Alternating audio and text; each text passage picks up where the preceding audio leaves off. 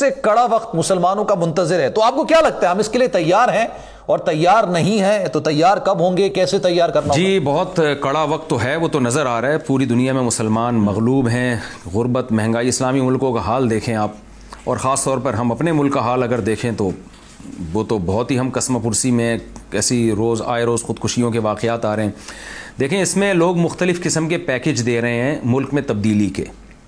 کچھ لوگ تو کہتے ہیں ایک دم نظام کو یوں کر کے الٹ دیا جائے، تو وہ کہنے کی حد تک وہ باتیں بڑی اچھی لگتی ہیں، لیکن ایسے نظام الٹتا نہیں ہے، بلکہ اس میں ایسا نہ الٹنے والے ہی الٹ جائیں، اور جو رہی صحیح ہمیں امید ہے ملک کی اصلاح کی وہ بھی ختم ہو جائے۔ ایک طریقہ یہ ہے، بہت سے علماء یہ کہتے ہیں کہ ہمیں اچھے تعلیمی ادارے بنانے کی ضرورت ہے، ایسے معیاری ادارے ہم بنائیں کہ جن میں وہ لوگ جن سے تیار ہوں، وہ اسٹوڈنٹ تیار ہوں جن کے ہاتھ میں قوم کی نبض ہوتی ہے۔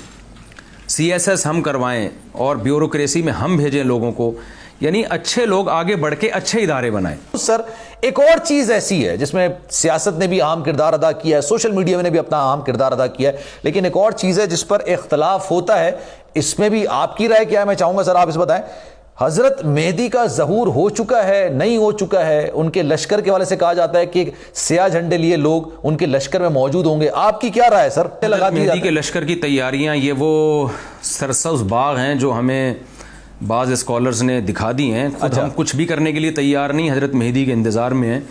مجھے تو ایسا لگتا ہے کہ حضرت مہدی اگر آ گئے تو سب سے پہلے ہماری ٹھکائی ہی لگے گی، اور عیسیٰ ابن مریم علیہ السلام جب نازل ہو گئے تو میرا خیال ہے سب سے پہلے ہماری دھنائی نہ لگ جائے۔ ان حالات میں ہر شخص کے ہاتھ میں ٹک ٹاک، سوشل میڈیا، کتاب تو ہماری زندگیوں سے نکل گئی ہے، تو اب کچھ چیزیں تو ایسی ہیں جو گورنمنٹ کی ذمہ داری ہے، حکومت کو چاہیے مطالعہ، اسٹڈی، ان چیزوں کو پروموٹ کریں تاکہ قوم کتاب ہاتھ میں لے۔ جو شخص اٹھتا ہے مذہبی اسکالر بن کے آ جاتا ہے، جس نے میڈیکل سائنس نہیں پڑھی وہ ڈاکٹر بنا ہوا ہے یوٹیوب پہ، جس نے حکمت کا کہیں سے کوئی کورس نہیں کیا وہ حکیم بنا ہوا ہے۔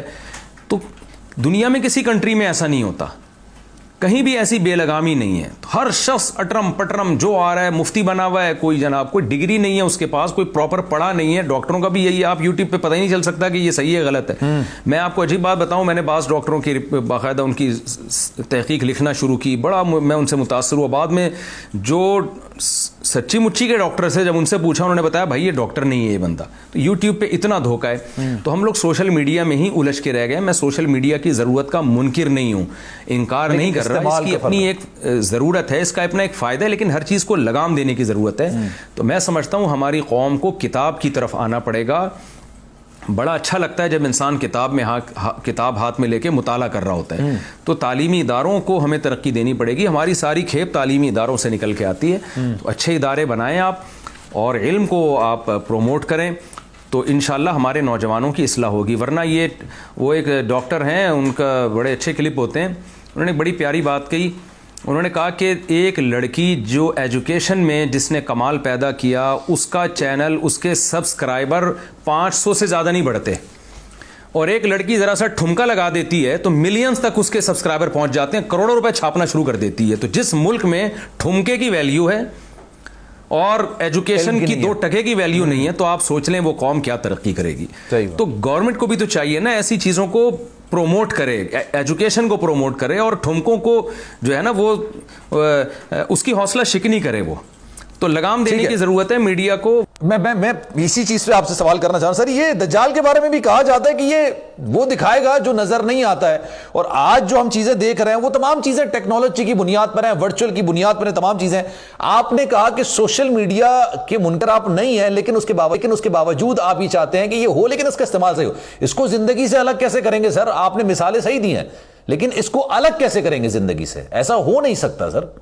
دیکھیں دجال تو حدیث میں اس کے بارے میں تو واضح علامتیں ہیں کہ وہ ایک شخص ہوگا، اعورار ہوگا، یعنی بھینگا پن ہوگا اس کی آنکھوں میں۔ نبی صلی اللہ علیہ وسلم نے فرمایا اس کی پیشانی پر کافر لکھا ہوا ہوگا، بالکل واضح۔ ایک طرف جنت ایک طرف جہنم ہوگی، اس کے جو جنت ہوگی وہ اصل میں جہنم ہوگی، اور جو جہنم ہوگی وہ اصل میں جنت ہوگی۔ لیکن ایک بات ہے کہ دجال کے آنے سے پہلے، دجال دجل سے نکلا ہے کیونکہ وہ بھی دجل سے کام لے گا، تو یہ بات ضرور ہے کہ دجال ایک بہت بڑی ایک علامت ہے قرب قیامت کی، کہ قیامت قریب ہے۔ تو دجال کا آنا اصل میں اس بات کی واضح علامت ہوگی کہ دنیا اب دجل کا شکار ہو چکی ہے۔ تو یہ دجال سے پہلے کی علامتیں جو آپ نے بتایا نا کہ ہے، دیکھ لینا آپ، حقیقت کچھ اور ہوتی ہے، دکھایا کچھ اور جاتا ہے.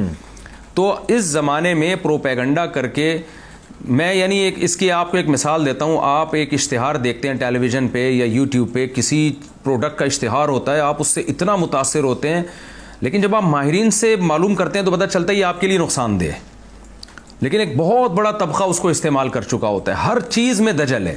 اس لیے اس زمانے میں کسی چیز کے بارے میں یہ فیصلہ کرنا کہ صحیح کیا ہے غلط کیا بہت مشکل کام ہے.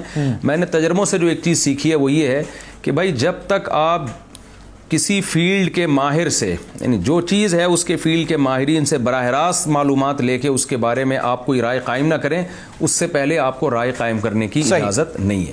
تو یہ دجل و فریب ہے. ٹھیک ہے سر. میں آپ کے چینل کے توسط سے لوگوں کو بھی یہ پیغام دینا چاہتا ہوں کہ کوئی بھی مسئلہ ہو، میڈیکل سائنس کا ہو، سیاست کا ہو، کسی پہ الزام لگ رہا ہو، دجل میں نہ آئیں. یہ دجالی دور ہے. آپ نے دجل و فریب میں نہیں آنا. آپ نے کسی شخص پہ الزام لگتا ہے اس سے آپ نے رابطہ کرنا ہے. میڈیکل سائنس کا مسئلہ ہے، کسی ماہر ڈاکٹر سے آپ نے رابطہ کرنا ہے. ہر چیز کے ماہرین ہیں، ان سے آپ نے رابطہ کرنا ہے. میڈیا کی باتوں سے متاثر ہو کر فیصلے نہیں کرنے. آپ ڈیجیٹل لون اسکیم، عوام کو قرضوں کے جال میں پھنسا کر لوٹنے والے بھیڑیے بے نقاب. بول کی کاوشیں برابر ثابت ہو گئیں. آن لائن قرض مافیا کے گرد گھیرا تنگ ہو گیا ہے. بول نے دیا اپنے عوام کا ساتھ، اٹھائی اس اسکیم کے خلاف آواز. بول کی ڈیجیٹل لون اسکیم کے خلاف آگاہی مہم کی سب سے بڑی ٹرانسمیشن 59% عوام نے دیکھی اپنی اسکرین پر، کیونکہ بول ہے پاکستان کا نمبر 1 نیوز چینل. سبسکرائب کریں اور بیل دبائیں تاکہ کوئی خبر رہ نہ جائے.